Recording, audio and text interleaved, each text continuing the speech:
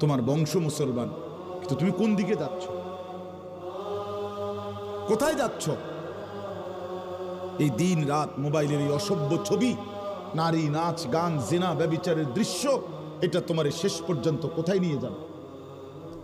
তুমি বলো প্রিয় ভাই। তোমার এই বখাটে দুশ্চরিত্র, লম্পট, বেঈমান, কাফেরের মতোই চুল, এটা তোমাকে কি পরিচয় দেয়? তুমি এতটুকু দিমাগও নাই?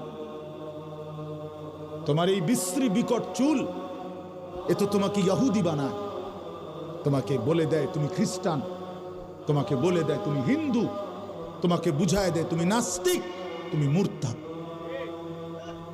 ইমানদারের চুল তো এমন হয় না।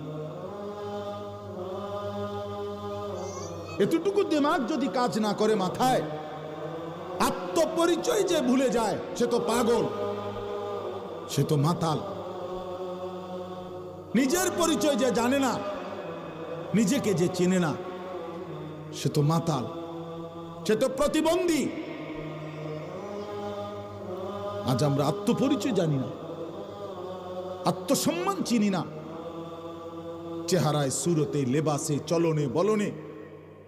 একজন বয়স্ক বাবা বলেন, আপনি বছরের পর বছর প্রকাশ্যে দিবালোকে বিড়ি সিগারেট খান, আপনি আপনাকে কি বুঝাইতে চান?